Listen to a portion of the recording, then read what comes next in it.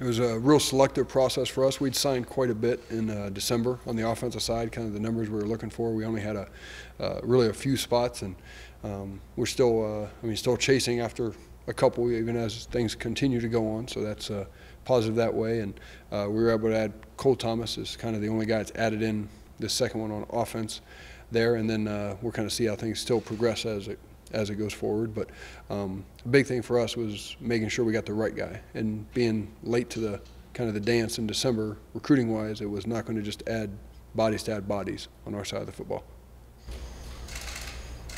Cole said, Cole said he really liked your offensive up-tempo style. He felt like his athletic style would fit your style well. Do you feel that what you see from him as well?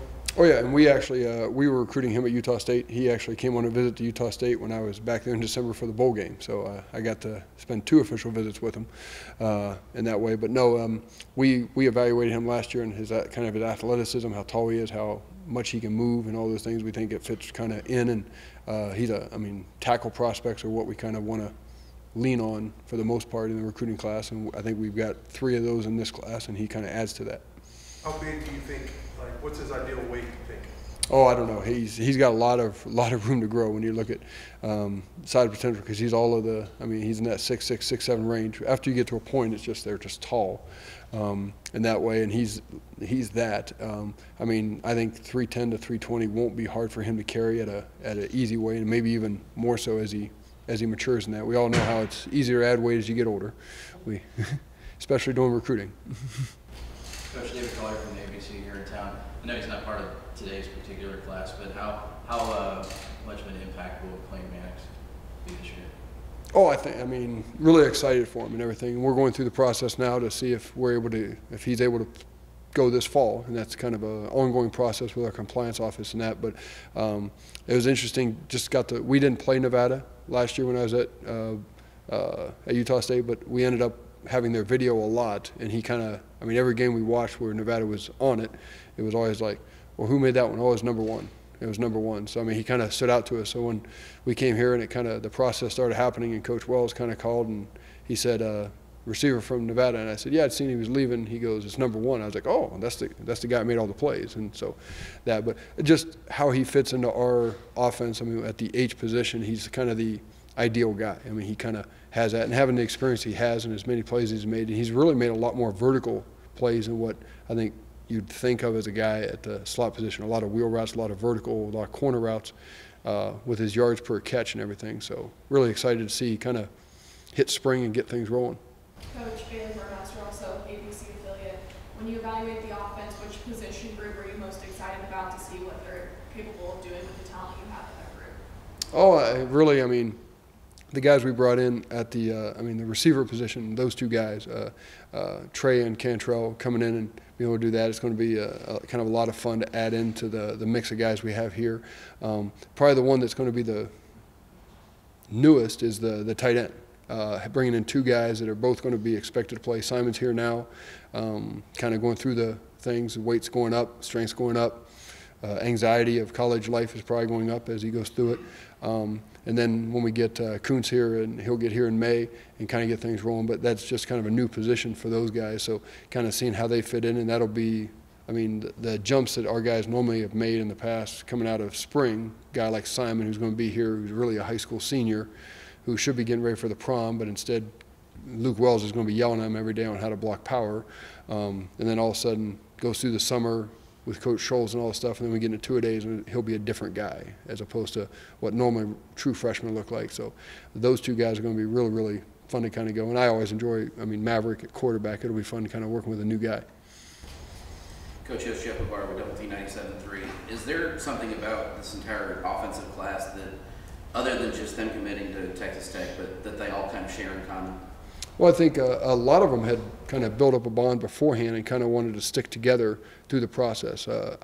From the get-go, when I started talking to Maverick when we first got here, they were on a group text that they'd been on since way back when they committed, and every time a guy committed, they added to him. So they were in contact, and when everything when the change happened and we all come in and start going, they were in contact with each other all the time. And then that first visit weekend, which I got here right for the end of it, but it was amazing what the coaches talked about, how tight knit they already were. I mean, they were already Red Raiders. They were all kind of teammates to begin with, which that's just the difference now in how communication works. I mean, I'm getting old now, but I remember when no one knew who you were signing until on signing day, and they didn't know about the other guys until they showed up in July and started rooming with the guy. Now they're so connected, they're so knowing of each other and all that, but they kind of formed kind of a group early on, and with so many of them being high school kids, it's kind of, this is our first class. They're going to kind of be the guys that kind of push us into the direction that all they're going to know is us, which is always a positive in that way.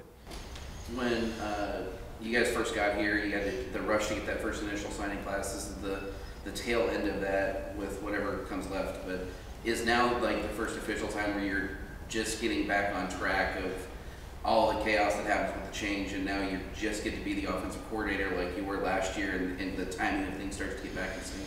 Yeah, it kind of started, really it was like Sunday after everybody kind of flew out. We were able to kind of start getting things planned, and we'd been talking about it, but like Monday morning, the kids showed up and all of our coaches were in the weight room to see them lifting. And then we were able to actually get some position meetings started with how things work with the 8-hour rule. We were able to get some time this week where we're getting to actually talk football and not just talking about what we're going to be doing, and starting to teach how things work, how things go, and just in our way. So it's kind of been fun this week.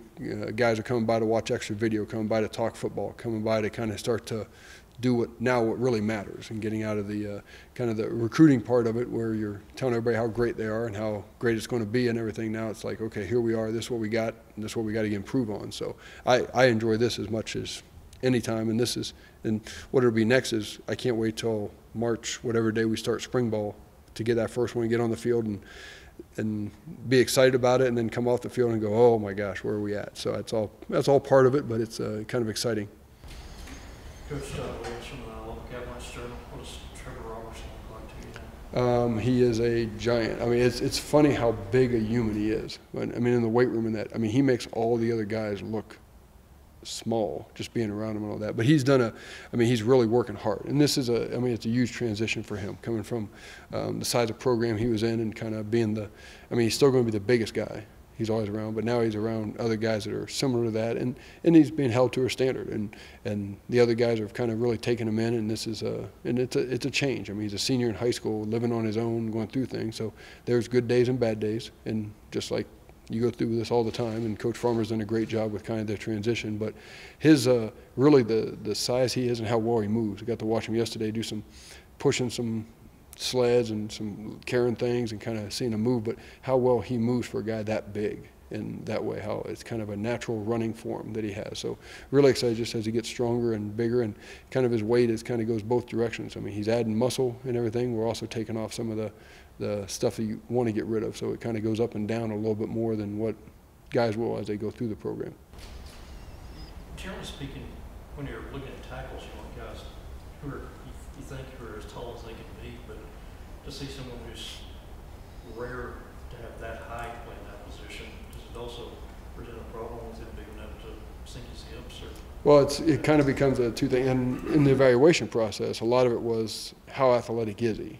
Is he going to be able to play low enough? Is he going to be able to get out of his stance quick enough? Is he going to be able to get, because it's great for the length he has, because really the reason you normally recruit tall tackles is more for the length than it is just for the pure height. It's by nature, taller guys have longer arms most of the time. I mean, if you were going to design a perfect tackle, 6'3" but 7-foot arms would be the guy, because he'd still have that low center of gravity. But that'll be the big test for him is how fast can he get back and get in position. But the nice thing is he has a huge wingspan to help with that as it kind of goes. And foot quickness is always going to be a thing. I mean, all the stuff they do in the weight room, all the stuff Coach Farmer does as far as rope jumping, foot movement, just getting him as light on the feet as he can so he can use that size to his advantage. But there is a point. I've never had a guy this tall at tackle. I've played. I mean, I've watched other teams that have had guys this tall, so it does work. Normally they end up on the basketball court more than they end up on the football field, but it's a good problem to have, or a good situation to be in, that we got to kind of figure this out as we go. You know, I think the biggest thing was that there was a little bit of a challenge trying to make sure that you do a thorough job of truly evaluating, making sure they fit our system from you know, there's a lot of things that go into it from the intangible aspect of it. I really do. I mean, when you look at young men like Gilbert Abenemy, Tony Bradford Jr., you know, Tyreek, you just name all of them.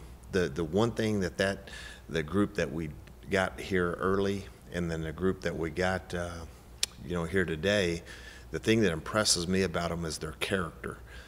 They're really good football players, but I think it's something that I thought the previous staff had done a heck of a job identifying some of those guys. Now, obviously, we didn't hang on to all of them because a lot of it just boils right down to relationships, and some people had relationships with a little bit longer maybe than we did.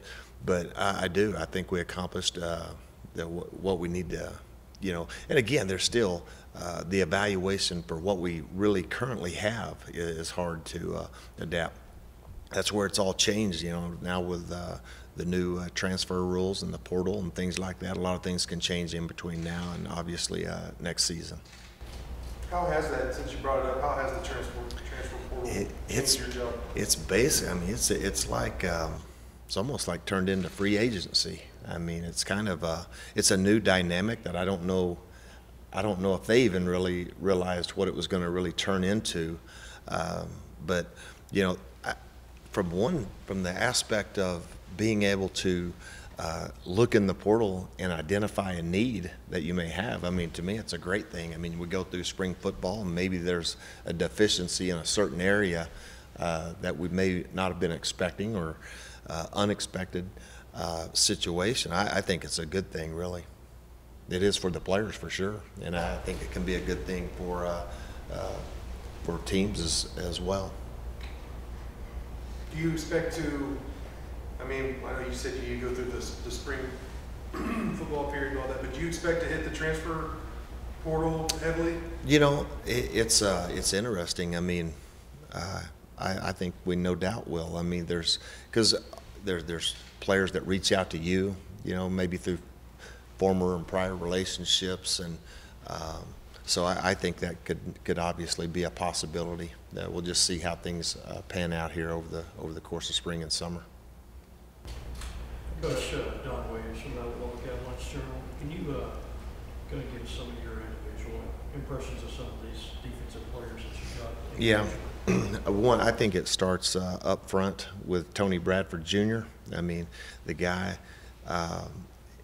he's, you know, it's kind of interesting. I mean, Paul and I were talking about this Super Bowl Sunday. We had the opportunity to coach a young man named Aaron Donald at the University of Pittsburgh. Everybody still refers to him as undersized, and I'm like going, I mean, what? I don't get that. I mean, he's 6 foot tall, but he plays like a giant. I think Tony Bradford, I'm not saying that he is Aaron Donald, but he exhibits a lot of the characteristics that a so-called undersized player has. I would like to know, by definition, what that means. I don't try to put young men into a box and say, hey, he's got to be this tall or that. I just look at it. The guy is a tremendous football player. He has unbelievable character. He is a guy that makes plays and obviously has tremendous leadership qualities, leading his team to a 16-0 state championship there at North Shore. So we're excited about him, obviously. I think he has all the intangibles. And then the other young man is Gilbert Abenemy up front. So anytime that you can add that kind of quality to those to your forcing unit, and because at the end of the day, no matter if it's the Big 12 or whatever conference it is, the game is still won and lost up front. So I'm excited about both those guys. Gilbert is cut from the same mold as Tony is. I mean, they're guys that are extremely hard workers. They both have tremendous leadership qualities. They both have very high character and are just young men that we're both, you know, all of us are extremely excited to add both of those guys to our roster. Then same thing at linebacker. If you look at Bryce Robinson, I mean, Bryce is a young man that, again, I think he reminds me a lot of in watching Rico. I mean, they're very similar. Obviously, they're from the same high school, but I think they possess a lot of the same qualities at linebacker. He's a big kid, very athletic. Has very athletic mom and dad. Mom ran college track. Dad was a college basketball player, so excited about his upside and the size that he has. He has great size for a linebacker. Tyreek, again, fits into that so-called maybe undersized category at linebacker, but let me tell you something. He is extremely explosive, has an unbelievable amount of potential to make plays in space, explosive player. I think fits our system, what we do, and playing an aggressive attacking style of defense. I'm excited about him. Quentin Williams, when he puts on that uniform, I mean, right now he looks like a guy that would put one on Sunday. I mean, his body is, I mean, what he's going to look like 2-3 years from now, he's very athletic. I mean, I guess he's oversized. I mean, he played Mike linebacker in high school, and you watch him playing Mike linebacker. The next play, you see him out playing wide receiver, catching vertical balls. Then you see him running down, covering kicks. Extremely versatile. Again, I think it's that same type player that we like to recruit, because you can obviously play multiple positions and you just don't put them into a box. So obviously extremely excited about him. And then, you know, the one that to me is a young man that is just a tremendous he's a so-called projection. He played running back in high school, Dadrian Taylor. I've been watching this guy for a long time, and I sit there and the guy, I watch him. He's led his high school team to 3 state championships. I watch him play basketball. I watch him move. I watch him run track, competes at just such a high level in every single sport that he participates in, and he just brings, again, that championship mindset that I think, you know, sometimes when the more people that you can get come from many winning programs and they play multiple sports, then I think the better off you are. Obviously, we're gonna play him at cornerback. You know, 5'10", 175, 80 pounds right now. Extremely explosive young man, so I think he has a tremendous upside just because of the nature. He hasn't played the position a lot, and he'll be, you know, moving to a new position, but we're extremely excited about him. At that position, again, Alex Hogan is a young man that he has just a tremendous competitive edge about himself. I mean, he's a guy that loves to compete, loves to challenge wide receivers. He brings a mentality at defensive back that you need in this conference. You have to have ice water in your veins, per se, to be able to be put out on an island. He wants that. He wants to challenge the best receiver. When you see him at these camps in the summertime, he's always trying to identify, and basically he's going to be a young man. He plays with a chip on his shoulder, and he has a chip on his shoulder. He feels like that he can cover anyone, and obviously in this league he'll get the opportunity to do that. So I love the competitiveness of him. So there's a lot of diversity in the different styles and talents and abilities in this class. Who am I leaving off? Talked about the 2 corners, the 2 linebackers, and the two inside guys. And then Quentin, obviously, I talked about Quentin. So that was it. And so the good thing is we'll see. I love where we are right now, because now it gives us an opportunity to put our focus back on our players that are here on campus. Obviously, we'll be bringing the new guys along as they begin to report. But I love the fact that now we can put the focus back on our men that are in the program and see and evaluate where our strengths, where our deficiencies, and then continue to build a defensive unit that fits this league and fits our system. Is there a concern as far as numbers with safety, that 4 guys go out, graduate from last year's team? Yeah, that again, I think that's where I think that's where it. I told our guys, whatever we do not lower the standard. I mean, you go out and we put all of our eggs in a couple of baskets. And you know what? I said, we are going to do a great job of evaluating, and you still have, there's opportunity to do that. But again, in our system's a little bit different than the system that they've used here. You'll see people being moved around that maybe played a certain position. I'm not going to elaborate on that right now until I have the chance to evaluate these guys, but it will be a little bit different in our approach in the way that we personnel our defense, especially in the back end. I mean, I'm just going to tell you right now, there'll be times where we'll play with 3 corners, times where we play with 4 corners, and try to get guys that can play and make plays in space versus all the spread stuff. So, yeah, we're very aware of that. And this is something we've been on and we've been working on since January. But the one thing we weren't going to do is go out and reach, you know, and Coach, is Jeff McGuire with Double T 97.3. Is there something about this entire defensive class as it sits right now that they all kind of collectively have in common? The thing that I like about them is, one, I think that if I just had to sum it up in one word, I would just say their leadership qualities and the character, the type people they are.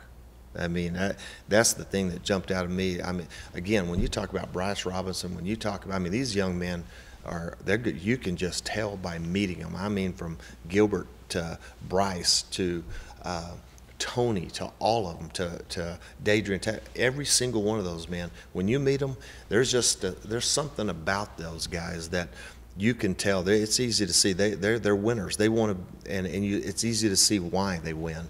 And I think it's what's inside of them, and that's what I refer to as character.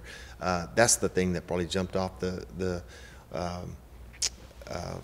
out to me from the very first time I met all of them to this point, and being able to build that relationship. I mean, it feels like a long time, and it really was only 5 weeks. We had 2 weeks in December. We had 3 weeks here because of the dead period in the middle of it. Talking on the phone, or to me, those conversations are no different than anybody else's conversations with them. To me, when you have such limited time to where you're only go see them once a week, so you had 5 opportunities to try to build a relationship with a young man that's going to make probably the most important decision of his life to this point in their life. So that part of it, you know, that was difficult, really.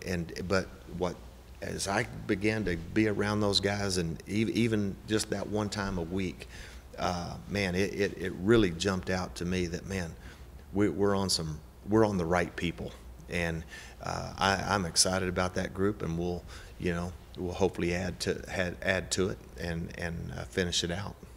This is kind of the recruiting cycle now moves toward 2020. Are you now getting to the point with the coaching change, the moving change, the family change, everybody coming here, and the rush to get to the initial signing class? Is this now the first week where you're like, okay, now we're back on track. Now the timing of things is back the way it should be? Yeah, probably yesterday is the first day that felt normal. Really, I mean, it was just because we were able to get our kids in the office, man, and watch them work out, and being able to get them in here and start talking to them, be able to meet defensively and offensively as a staff, and it really was probably yesterday that kind of felt like semi-normal. But that's the nature of it now with the early signing period and the late signing period. It's really changed that dynamic of it. But the transition, it's gone well, and I'm telling you, I mean, a lot of it has been because of the people here in Lubbock. I mean, it's already blown my wife away just how friendly, I mean, and how willing to help, people are here. And she sent me a message when I was out on the road one day, and she was like going, I can't even get out of the grocery store. The lady checking me out won't let me leave. She just keeps talking to me. And I mean, I said, well, that's a good thing. And so that the people of Lubbock have really made the transition seem pretty seamless.